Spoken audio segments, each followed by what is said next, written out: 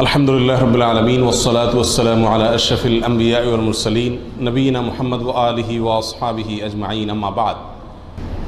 সম্মানিত ভাই বন্ধুগণ, আজ আমরা আলোচনা করব এমন কিছু হতভাগা ব্যক্তি আছেন যেই হতভাগা লোকেরা যত নেকামল করুক না কেন আল্লাহ সুবহানাহু ওয়া তাআলার কাছে তা কবুল হয় না, গ্রহণ হয় না।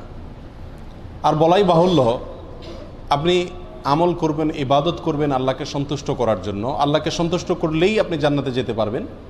যে আল্লাহকে সন্তুষ্ট করবার জন্য আমরা আমল, ইবাদত, জিকির, আজকার, তাসবিহ, সালাত, সিয়াম সব করি, সে আল্লাহর কাছে যদি এগুলো অ্যাকসেপ্টেড না হয়, গ্রহণযোগ্য না হয়, আল্লাহ যদি সেগুলোকে গ্রহণ না করেন, তাহলে এই আমল করে আমাদের কোনো উপকার আসবে না। ঠিক না ঠিক? সুতরাং আল্লাহর কাছে যে কোনো আমল গ্রহণযোগ্য হওয়ার জন্য মৌলিকভাবে তার কয়েকটা শর্ত আছে। তার ভিতরে 1 নম্বরের শর্ত হলো ঈমান থাকা। যদি কারোর ভিতরে ঈমানই না থাকে, সে যত ভালো কাজই করুক না কেন আল্লাহর কাছে সেটা গ্রহণযোগ্য হবে না। দ্বিতীয়ত, যেটি মৌলিক শর্ত যে কোনো আমল আল্লাহর কাছে গ্রহণযোগ্য হওয়ার জন্য, সেটি হলো আমলটি নবী আলাইহিস সালাতু ওয়াস সালামের পদ্ধতি অনুযায়ী হতে হবে। এছাড়া অন্য কোনো মনগড়া পদ্ধতি অনুযায়ী করলে সে আমল আল্লাহর কাছে গ্রহণযোগ্য হবে না।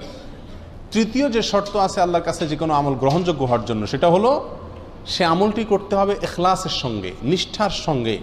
এই আমলটি হবে শুধুমাত্র মালিককে খুশি করার জন্য। দুনিয়ার কোনো ধান্দা, দুনিয়ার কোনো বিশেষ ফায়দা হাসিল করা, কোনো মানুষকে খুশি করা, কারোর কাছে জাহির করা, কারোর কাছে এটার স্বীকৃতি পাওয়া, এ জাতীয় কোনো ধান্দা থাকতে পারবে না। শুধুমাত্র আল্লাহকে খুশি করার উদ্দেশ্যে যদি করা হয়, সেটা হবে ইখলাসের সঙ্গে।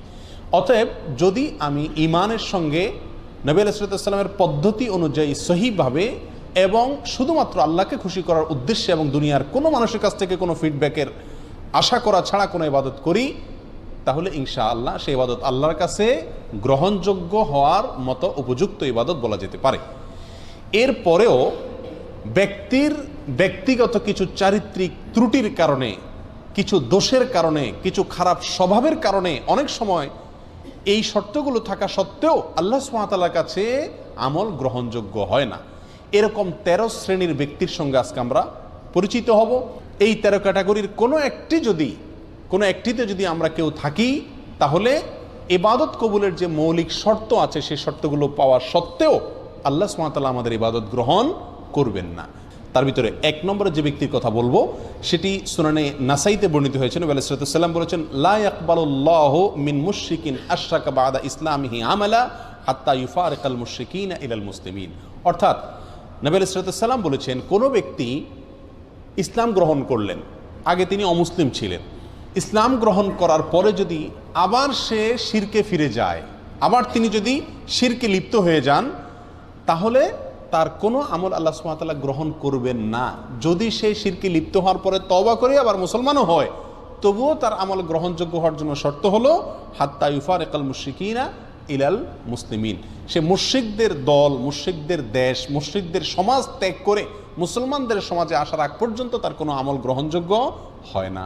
তাহলে একজন অমুসলিম, তিনি মুসলিম হলেন, ইসলাম গ্রহণ করলেন, ইসলাম গ্রহণ করার পরে আবার তিনি অমুসলিম হয়ে গেলেন, এরপর যদি আবার তিনি মুসলমান হয়ে যানও কিন্তু অমুসলিমদের মধ্যেই তিনি অবস্থান করেন, তাহলে তার আমল আল্লাহ তাআলা গ্রহণ করবেন না। তার আমল গ্রহণযোগ্য হতে হলে তাকে মুসলমানদের সমাজে এসে প্রবেশ করতে হবে, বসবাস করতে হবে।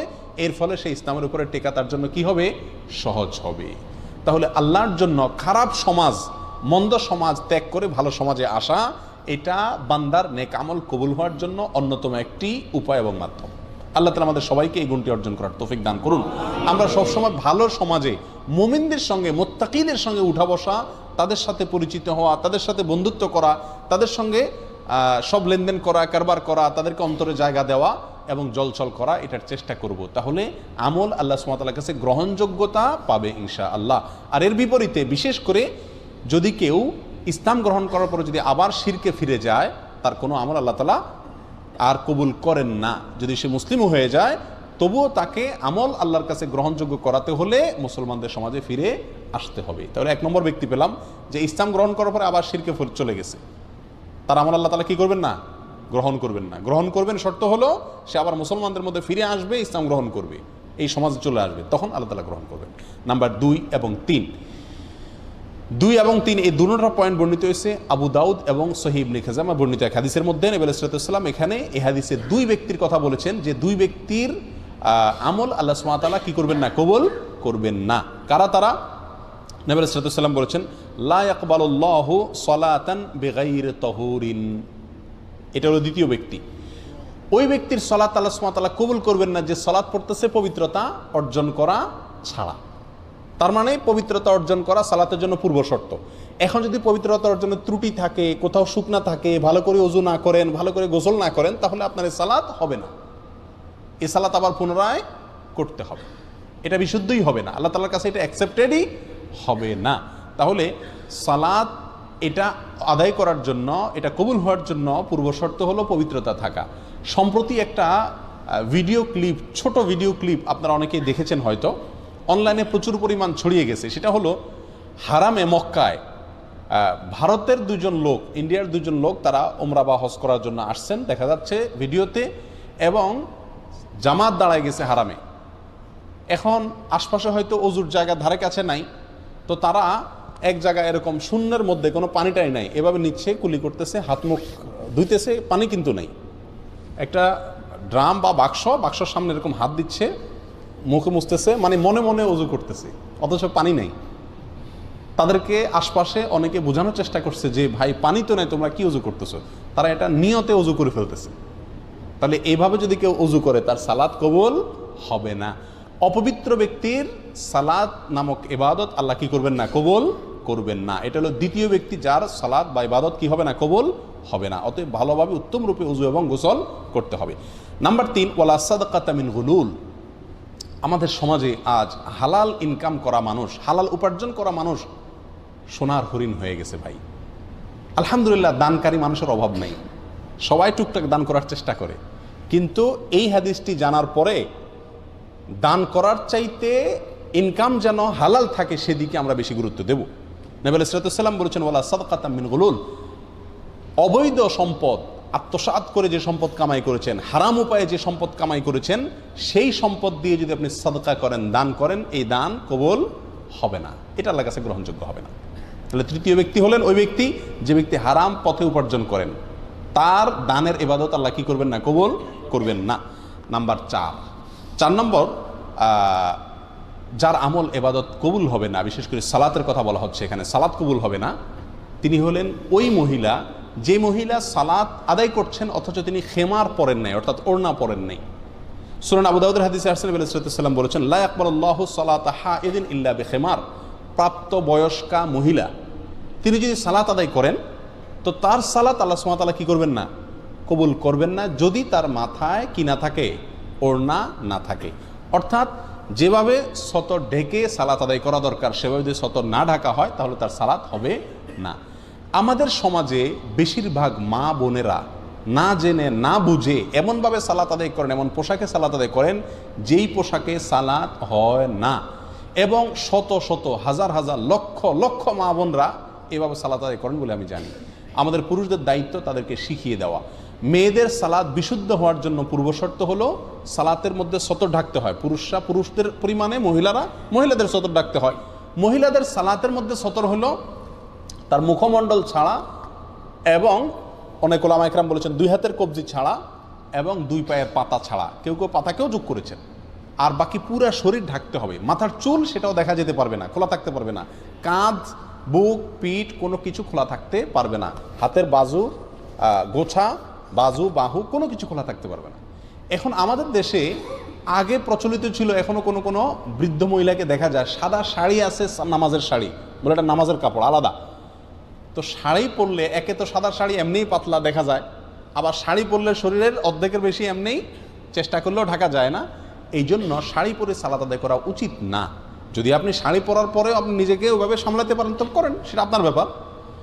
তবে মনে রাখতে হবে সালাতের জন্য মাথার উপরে একটা স্পেশালি বড় ওড়না বানায় নেওয়া উচিত, যে ওড়না পুরো শরীরকে ঢেকে দিবে একেবারে, এবং তার ভেতরে যথেষ্ট প্রশস্ত থাকবে, এর ভিতরে হাত নাড়াচাড়া করা সহজ হবে। এক কথায় 4 নম্বর ওই ব্যক্তি যার সালাত কবুল হবে না আল্লাহর কাছে, তিনি হলেন প্রাপ্তবয়স্কা নারী তিনি মাথার উপরে ওড়না দেওয়া ছাড়া যদি কি করেন, সালাত আদায় করেন, অথবা ওড়না দিলেন কিন্তু সে ওড়নাটা তার পুরো যেভাবে ঢাকা দরকার সেভাবে ঢাকলো না। আল্লাহ তাআলা আমাদেরকে, আমাদের মা বোনদেরকে সঠিকটা বুঝার তৌফিক দান করুন। নাম্বার 5 নম্বর, এটাও মেয়েদের প্রসঙ্গেই, ওই মেয়ের সালাত কবুল হবে না, আল্লাহ সুবহানাহু ওয়া তাআলা তার সালাতকে গ্রহণ করবেন না, অ্যাকসেপ্ট করবেন না, যেই মেয়ে সালাত পড়ার জন্য মসজিদে গেছেন সুগন্ধি ব্যবহার করে, স্প্রে করে, শরীরের মধ্যে বা কাপড় চোপড়ে স্প্রে করে বা সুগন্ধি জাতীয় কোনো কিছু ব্যবহার করে তিনি মসজিদে গেছেন। এই যাওয়ার ফলে আল্লাহ সুবহানাহু ওয়া তাআলা ওই মসজিদে গিয়ে যত ইবাদতই করুন না কেন, আল্লাহ তাআলা তার সালাত কি করবেন না, কবুল করবেন না। এ বিষয়ে বহু হাদিসের কিতাবে হাদিস আসছে, তার ভিতরে একটা আমরা উল্লেখ করছি যেটি সহিহ খুজামা ইবনে খুজামাতে বর্ণিত হয়েছে। নবী সাল্লাল্লাহু আলাইহি ওয়াসাল্লাম বলেছেন, লা ইয়াকবালুল্লাহু মিন ইমরাআতিন সালাতান, ওই মহিলার সালাত আল্লাহ কবুল করবেন না, খারাজাত ইলাল মসজিদি, যে মহিলা মসজিদে বের হয়েছেন, ওয়ারিহুহা তাসিফু, অথচ তার গায়ের যে সুগন্ধ এটা বাতাসে ছড়িয়ে দিচ্ছে অন্যদের নাকে, পুরুষদের নাকে, হাত্তা তারজিআ ফাতাগতাসিলা, সে বাসায় এসে গোসল করে, অর্থাৎ এই গন্ধ তার শরীর থেকে দূর করার আগ পর্যন্ত তার সালাত আল্লাহ তাআলা কি করেন না, কবুল করেন না। প্রিয় ভাই বন্ধুগণ, আজকাল মেয়েরা সুগন্ধি ব্যবহার করেন বাইরে যাওয়ার সময়, বাসায় যেখানে স্বামী আছেন এখানে বেশি সুগন্ধি ব্যবহার করে থাকা দরকার, বরং এখানে থাকে যেমনি সেমনি, বাইরে গেলে খুব জোরসোরে স্প্রে করে। তো এটা অনুচিত। অন্য পুরুষকে নিজের প্রতি আকৃষ্ট করা, অন্য পুরুষকে মনে মনে জানা করতে আহ্বান করার শামিল এই স্প্রে করা, যে স্প্রে সুগন্ধি জাতীয় স্প্রে, এটা করে মহিলারা বাইরে যেতে পারবে না। এখানে চিন্তা করার বিষয়, মসজিদে যাচ্ছেন সালাত আদায় করার জন্য, তিনি যদি আপনার সুগন্ধি জাতীয় কোনো কিছু ব্যবহার করে যান এবং তার সুগন্ধি অন্যদের নাকে যায়, পুরুষদের নাকে যায়, এবং পুরুষরা বাজে চিন্তা করার সুযোগ তৈরি হয়, সেটার যদি এরকম কঠিন শাস্তির কথা বলা হয়ে থাকে, কঠোর সতর্কবাণীর কথা বলা হয়ে থাকে, তাহলে যারা বাজারে, মার্কেটে ঘোরার জন্য, বেড়াতে যাওয়ার জন্য, পার্টিতে, বিয়ে শাদিতে যাওয়ার সময় এসব সুগন্ধি লাগায় যাচ্ছেন, তাদের পরিণতি কত ভয়াবহ হতে পারে আল্লাহ তাআলাই ভালো জানেন। আল্লাহ আমাদের মা বোনদেরকে সঠিক পথে, শুদ্ধতার পথে, সুস্থতার পথে ফিরে আসার তৌফিক দান করুন।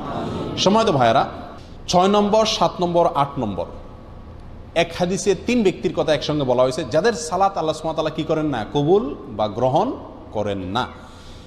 আর সে হাদিসটি বর্ণিত হয়েছে সহিহ ইবনে হিব্বানে, ইবনে মাজাহ এবং আরও কয়েকটি হাদিসের কিতাবে।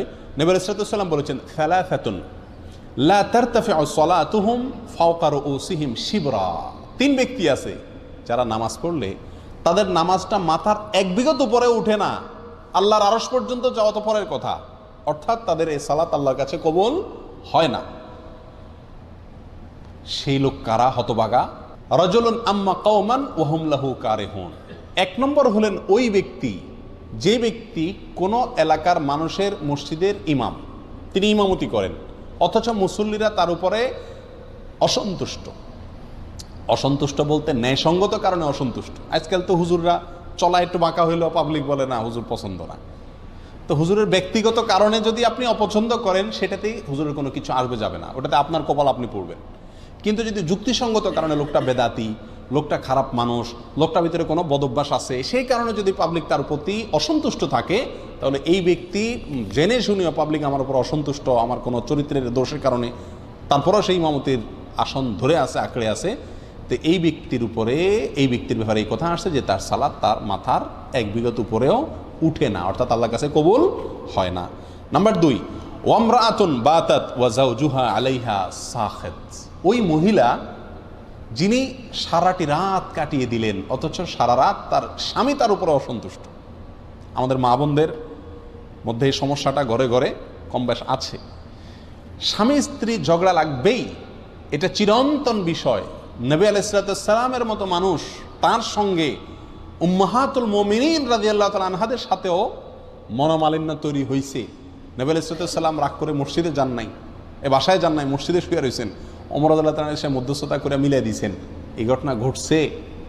উম্মাহাতুল মুমিনিন একদিকে, নবী আলাইহিস সালাম একদিকে, তাদের জীবনে যদি এটা হয় তাহলে বোঝা গেল স্বামী স্ত্রীর জীবনে ঝগড়া, কথা কাটাকাটি, ভুল বুঝাবুঝি এগুলো হবেই হবে, এর কোনো চারা নাই। পাতিল দুটো একসাথে থাকলে বাড়ি খাবেই।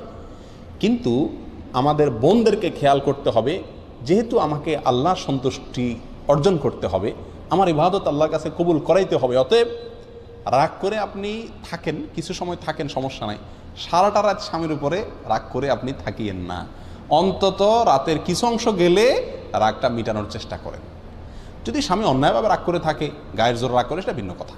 যাই হোক, তাহলে দ্বিতীয় হলেন ওই স্ত্রী যিনি সারাটি রাত কাটিয়ে দিলেন অথচ তার স্বামী তার কারণে তার উপরে কি অসন্তুষ্ট। যদি স্বামী অন্যায়ভাবে অসন্তুষ্ট হয় এবং তাকে সন্তুষ্ট করার কোনো জায়গা না থাকে, গোয়ার টাইপের হয়, তাহলে ভিন্ন কথা। 3 নম্বর, আব্দুন আবেক, ওই গোলাম বা কৃতদাস যে মালিক থেকে পালিয়ে গেছে অনুমতি ছাড়া, কোনো তার সাথে চুক্তি ছাড়া তার থেকে পালিয়ে গেছে। কোনো কোনো বর্ণনা আসছে ওই দুই ভাই, যেই দুই ভাই নিজেদের মধ্যে মারামারি বা কাটাকাটিতে লিপ্ত। তাহলে এই হাদিসে 3 ব্যক্তির কথা আমরা পেলাম, আর আগে 5 জনের কথা বললাম, তাহলে মোট 8 জনের কথা পেলাম যাদের সালাত বা ইবাদত আল্লাহর কাছে কি হয় না, গ্রহণযোগ্য হয় না। নাম্বার 9 নম্বর হলেন ওই ব্যক্তি, যে ব্যক্তি মদিনার মতো শহর, আল্লাহ নবী আলাইহিস সালামের মহব্বতের শহর, তার স্মৃতি বহনকারী শহর, পৃথিবীর দ্বিতীয় সবচেয়ে গুরুত্বপূর্ণ এবং পবিত্র শহর, যে শহর কিয়ামতের আগে দাজ্জালের ফিতনা থেকে পর্যন্ত মুক্ত থাকবে, যে শহরের বহু ফজিলতের কথা হাদিসে বর্ণিত হয়েছে, সেই শহরে যে ব্যক্তি ফিতনা ফাসাদ করবে, সেই শহরে যে ব্যক্তি অশান্তি সৃষ্টি করার অপচেষ্টা চালাবে, এই ব্যক্তির কোনো আমল, নফল আমল, ফরজ আমল কিচ্ছু আল্লাহ তাআলা গ্রহণ করবেন না। আপনারা কেউ বলতে পারেন এটাও কেউ করে, মদিনাতে কেউ এই অশান্তি করে? গত বছর রমজানেই তো হয়েছে, বোমা হামলা হয়েছে, না জানে কি জানি ফুটছে মসজিদে হারামের আশেপাশে কোনো একটা গাড়ির পার্কিংয়ে, গত বছর রমজানের শেষের দিকে হয়েছিল। তো এটা হতে পারে কোনো আল্লাহর বান্দা, আল্লাহ তাকে হেদায়েত দান করুক, এই ভুল পথে পা বাড়াতে পারেন। তার জন্য সাবধান বাণী, তার কোনো আমল আল্লাহ তাআলা নফল ফরজ কিচ্ছু গ্রহণ হবে না যদি আল্লাহ নবী সাল্লাল্লাহু আলাইহি সাল্লামের মদিনার শহরে কি করে, কেউ অশান্তি সৃষ্টি করে। আমরা কেউ বলতে পারি যে আমরা তো এটা করবো না, তাহলে এই ওয়াজ আমাদের দরকার নাই। না ভাই, মদিনাতে আমাদের যাদের যাওয়া পড়ে, আমরা যাওয়ার সুযোগ হয়, মদিনার শহরটার প্রতি আলাদা কেয়ার করা আমাদের সবারই দায়িত্ব। আপনি একটা কলা খেয়ে মদিনার রাস্তায় ফেলে দিলেন, এটাও তো মদিনার শহরটাকে আপনি নষ্ট করলেন। অতএব আপনি এই হাদিসের মধ্যে সরাসরি না পড়েন, কিন্তু কাছাকাছি ক্যাটাগরির আমল তো করলেন। মদিনা শহরের ক্ষেত্রে আমাদেরকে সচেতন থাকতে হবে যে আমার কোনো আচরণ, কোনো কাজ দ্বারা যেন মদিনা শহরের কোনো ক্ষতি বা শহরবাসীর কোনো ক্ষতি না হয়। একই সঙ্গে মক্কার ব্যাপারেও, যেহেতু মক্কাও হারাম, পৃথিবীর সবচেয়ে পবিত্র শহর, সেটারও পবিত্রতা রক্ষার জন্য চেষ্টা করতে হবে। যাই হোক, মূল হাদিসটি আমরা চলে আসি। হাদিসটি সহিহ মুসলিম সহ বিভিন্ন হাদিসের কিতাবে আসে। নবী সাল্লাল্লাহু আলাইহি ওয়াসাল্লাম বলেছেন, আল মাদিনাতু হারামুন মা বাইনা আইর ইলা সাউর, মদিনা শহরটা সম্মানিত শহর। ফামান আহদাসা ফিহা হাদাসান, যে ব্যক্তি এই মদিনা শহরে কোনো দুর্ঘটনা ঘটাবে, আওয়া মুহদিসান, অথবা কোনো দুর্ঘটনাকারীকে আশ্রয় দিবে, ফাআলাইহি লানাতুল্লাহি ওয়াল মালাইকাতি ওয়ান নাসি আজমাইন, তার উপরে আল্লাহর লানত, ফেরেশতাদের লানত, সকল মানব জাতির লানত পড়ে তার উপরে। এবং লা ইয়াকবালুল্লাহু মিনহু ইয়াউমাল কিয়ামাতি আদলান ওয়ালা সারাফা, কিয়ামতের দিনে ওই ব্যক্তি যত আমল করে নিয়ে যাক না কেন, আল্লাহর কাছে তার কোনো ফরজ নফল কোনো আমল কি হবে না, গ্রহণযোগ্য হবে না। তাহলে মদিনা শহর যে অশান্তি সৃষ্টি করে, তার জন্য এই পরিণাম যে তারও আমল, কোনো আমল আল্লাহ কি করবেন না, গ্রহণ করবেন না। এরপরে আসি 10, 11, 12, 3টা পয়েন্ট আসছে এক হাদিসে। আর হাদিসটি বর্ণিত হয়েছে সহিহুল জামের ভিতরে, তাবরানীদের ভিতরে আসছে। নবী সাল্লাল্লাহু আলাইহি ওয়াসাল্লাম বলেছেন, সালাসুন লা ইয়াকবালুল্লাহু লাহুম সারফান ওয়ালা আদলা, 3 হতভাগা ব্যক্তি আছেন যাদের কোনো ফরজ নফল কোনো আমল আল্লাহ সুবহানাহু ওয়া তাআলা, নফল বা ফরজ কোনো আমল আল্লাহ তাআলা গ্রহণ করবেন না। কারা তারা? নাম্বার 1, আকুন, মা বাবার অবাধ্য সন্তান, মা বাবাকে কষ্ট দেয়, মা বাবার ন্যায্য দাবিকে মানে না, মা বাবার ন্যায়সঙ্গত নির্দেশকে ফলো করে না। বড় কঠিন একটা জায়গা, মানতেই হবে আল্লাহ এবং তার রাসূল সাল্লাল্লাহু আলাইহি সাল্লামের পরে যার নির্দেশ মানতে আমি বাধ্য, কে সে? আমার জন্মদাতা বাবা এবং মা। যতক্ষণ সাধ্যে কুলায় মানতে হবে, শুনতে হবে। আজ আমাদের অবস্থা হয়ে গেছে যে আমরা ওই যে এর আগে একটা হাদিস আপনাদেরকে শুনেছিলাম, 15টি বদভ্যাস যখন কোনো জাতির ভিতরে আসবে, তখন আল্লাহর গজব সেখানে সে জাতির উপরে চলে আসবে। তার ভিতরে একটা হলো, একটা সময় আসবে কিয়ামতের আগে মানুষ বউয়ের কথা শুনবে, মায়ের কথা শুনবে না, দোস্তকে সময় দিবে, বাপকে সময় দিবে না। আজকে সেই সময়টা এসে গেছে। আমাদের উচিত মা বাবার নির্দেশকে সর্বোচ্চ গুরুত্ব দিয়ে দেখা। আমরা জানি বৃদ্ধ বয়সে মা বাবা অনেক অযৌক্তিক নির্দেশ করবেন, মনে রাখতে হবে আপনি যখন ছোট শিশু ছিলেন তখন যত নির্দেশ করতেন মা বাপকে, যত কিছু চাইতেন, দাবি করতেন, তার সবগুলোই প্রায় কি ছিল? অযৌক্তিক ছিল। কিন্তু মা বাবা কখনো আপনার প্রতি বিরক্ত হন নাই। আর আপনি এখন বলতেছেন না আব্বার এই কথা কোনো যুক্তি খাটে না, মা এটা বলছেন, এটা অন্যায় কথা বলতেছেন। জি, ওই অন্যায় কথাটাই আপনাকে মানতে হবে, যদি সেটা মানতে গিয়ে কারোর প্রতি অবিচার করা না হয়, আল্লাহর কোনো হুকুম লঙ্ঘন না হয়। ছোট্ট একটা গল্প বলি। এক বাবা বৃদ্ধ বয়সে একেবারে জীবন সায়ান্নে মৃত্যুর আগ মুহূর্তে তিনি, তার ছেলে খুব ভালো, বাবার খুব খেয়াল করে। তো ছেলের মনের ভিতরে আসছে যে আমি বাবার মনে হয় সব রকমের হক আদায় করে ছেড়ে দিয়েছি। আসলে সে খুব খেদমত করতো। তো বাবা একদিন ডাইকা বললো যে বাবা আমার একটা জিনিস মনে চাইতেছে। বলে যে বলো বাবা, কি মনে চাইতেছে তোমার? জীবন দিয়ে ফেলাম তোমার জন্য। বাবা আপেল খাইতে মনে চাইছে। এই একটা কথা হইলো? আপেল নিয়ে আসছে বাজার থেকে। আপেল নিয়ে আইসা ঝুড়িতে দিচ্ছে, বাবা তুমি খাও, কত খাইতে মনে চায়, শেষ হয়ে গেলে বলবো আবার এনে দেবো। বাবা বলে যে বাবা আমার তো ও যে পাহাড়টা আছে আমাদের বাড়ির পাশে, ওই পাহাড়ের উপরে উঠা ওখানে বসে আপেল খাইতে মনে চাইতেছে। ছেলে চিন্তা করলো, হায় রে বাপে, এই বুড়া বাপ হাঁটতে পারে না, মাথায় করে উঠাইতে হবে আপেল সহ। আচ্ছা যাক, বাপে চাইছে যেহেতু মরে যাবে, আমার জন্ম দিছে, আল্লাহ তার নির্দেশ মানতে আমাকে বাধ্য করেছেন। তো ছেলে বাপেরে কান্দে করে নিয়ে আপেল সহ পাহাড়ের উপরে উঠে গেছে। পাহাড়ের উপরে ওঠার পরে ওখানে যে বাপে বলে যে দাও আপেলগুলো দাও, তো ঝুড়ি দিছে আর বাপে একটা একটা করে নিচে ফেলে দিচ্ছে, ছুঁড়ে ছুঁড়ে নিচে ফেলে দিচ্ছে। সবগুলা ফেলানো শেষ হয়ে গেছে। আর এবার ছেলেকে বলতেছে যাও নিয়ে আসো। ছেলে তো ফেল করে তাকা রয়েছে, কিছু বলা যাবে না, বাবা নির্দেশ গেছে, কষ্ট করে আবার নিচ থেকে আপেলগুলো কুড়ে কুড়ে আবার আনছে। আনার পরে আবার বাপে ফেলে দিস দিয়ে যাও আবার নিয়ে আসো। ছেলে বাপের দিকে তাকাচ্ছে, যাও, তুমি না ছেলে, তুমি না আল্লাহ সন্তুষ্টি চাও, তুমি না বাপের সব কথা মানতে বাধ্য, যাও, আমি নির্দেশ করছি। চলে গেছে, আল্লাহকে চায় সে, নেক ছেলে। বাপে আবার ফেলে দিস। এবার ছেলে আর নড়তে চায় না। পাগলামের একটা সীমা আছে তো, কত রকম পাগলামি করবে উনি। এবার তখন বাবা বলতেছে, বাবা খুব বেশি তোমার রাগ হচ্ছে না? খুব মাথা গরম হয়ে যাচ্ছে যে হ্যাঁ এই বুড়া বাপে কি শুরু করছে? তোমাকে একটা কথা বলি বাবা, আমি এখানে আপেল খাওয়ার জন্য আসি নাই, আমি তোমাকে একটা জিনিস শেখানোর জন্য আসছি। বলে কি?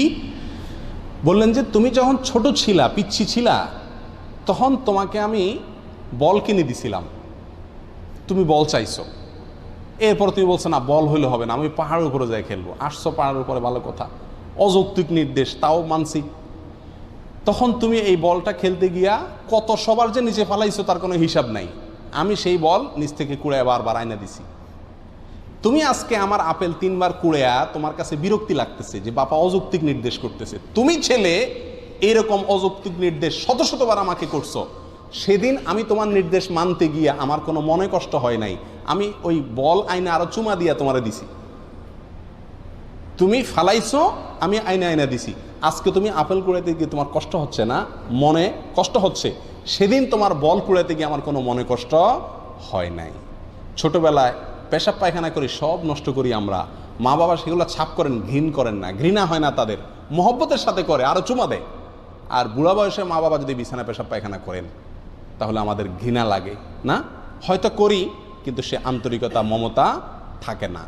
এই জন্যই কোনো সন্তান সারা জীবন ধরে মা বাবার যত খেদমতি করুক না কেন, মা বাবার হক পরিপূর্ণভাবে আদায় করা এটা কঠিন একটি ব্যাপার। এই জন্য এই দিকটা খেয়াল রাখতে হবে। যদি কেউ মা বাবার নির্দেশকে লঙ্ঘন করে তাহলে এই ব্যক্তি কপাল পড়া ব্যক্তিদের ভিতরে সামিল হবে, 10 নম্বর ব্যক্তির ভিতরে সামিল হবে। তার কোনো ইবাদত, নফল ফরজ কোনো ইবাদত কবুল হবে না মা বাবার যদি কি হন, নাফরমান হন। আল্লাহ আমাদেরকে হেফাজত করুন। 11 নম্বর হলো মান্নান।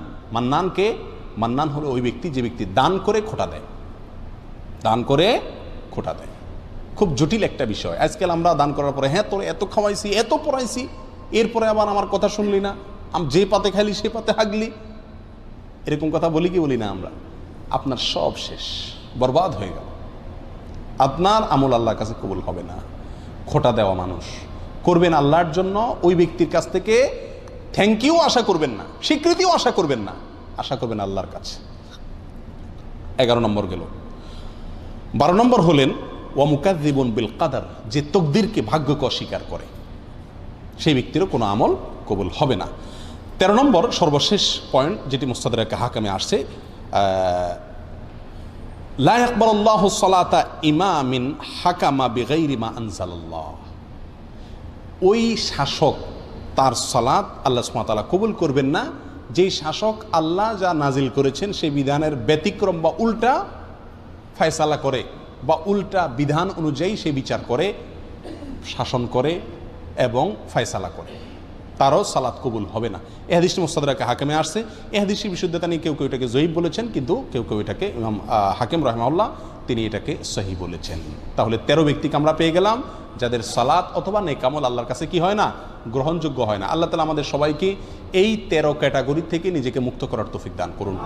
আমি আবারও এক নজরে বলে দিচ্ছি, মুশরিক যে অমুসলিম ছিল, ইসলামে আসছে, আইসা আবার যদি ইসলামে অমুসলিমদের মধ্যে ফিরে যায়, সে মুসলমানদের মধ্যে সমাজে ফিরে আসার আগ পর্যন্ত তার কি হয় না, কোনো আমল আল্লাহর কাছে কবুল হয় না। 1।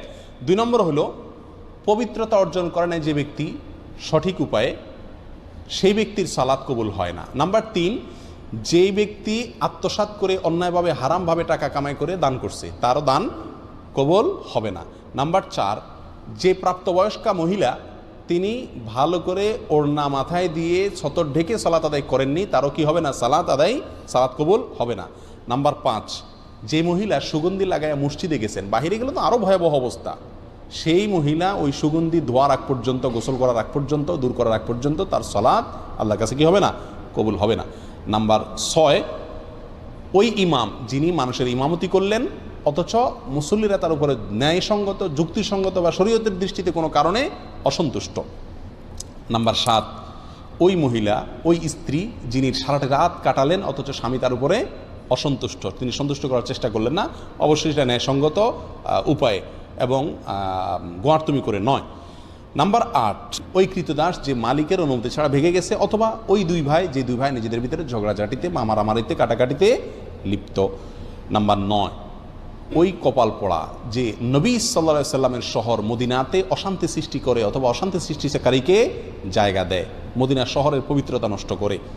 নাম্বার 10, ওই সন্তান যে মা বাবার অবাধ্য, নাফরমান, মা বাবার নির্দেশ অমান্যকারী। 11 নম্বর, ওই ব্যক্তি যে দান করে খোটা দেয়। 12 নম্বর, যে ব্যক্তি ভাগ্যকে বা তাকদীরকে অস্বীকার করে। আর 13 নম্বর, ওই শাসক যিনি আল্লাহর বিধান অনুযায়ী তার প্রজাদেরকে পরিচালনা করেন না। আল্লাহ তাআলা আমাদের সবাইকে এই 13 শ্রেণীর প্রত্যেকটা থেকে নিজেদেরকে মুক্ত করার তৌফিক দান করুন, এমনভাবে ইবাদত করার তৌফিক দান করুন যাতে আল্লাহর কাছে এটা গ্রহণযোগ্য হয়, কবুল হয়।